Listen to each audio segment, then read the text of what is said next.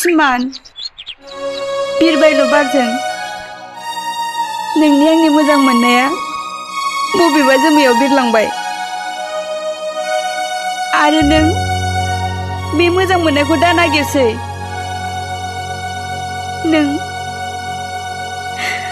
नों आंखौ बावगारलांदो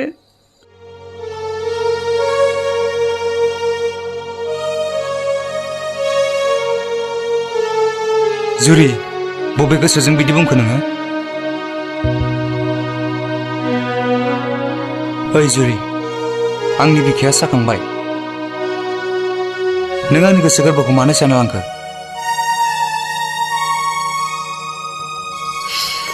रावनिबो गोसो गोरबो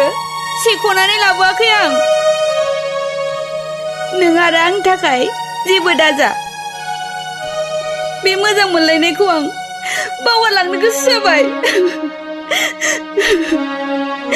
जुरि आं जेबो जाया दे आरो नों आंखौ बावगारलांनोसैबालाय आं मा खालामनो हानो औ जाखानाङाबो आरो आं बावगारलांखागोनबो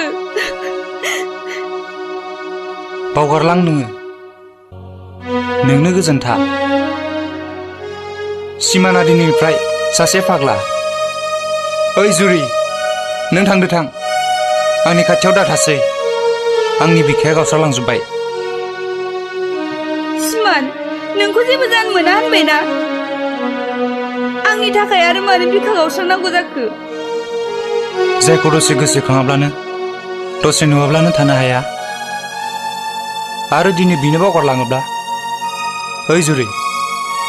सिमाना फाग्ला सिमान जेबो जानो मोनखाया होनखाबायना गोरोन्थिया आंनिसो जागोन आंबो बावगारामोन नाथाय नोंनि आमायानो मानो बुजिया सिमान नों आंखौ बावगारनो हायाब्लाबो नों आंखौ थार गोसोजों मोजां मोनोब्ला आमायखौ मानो गिदों नों आंखौ बावगारनो हायाब्लाबो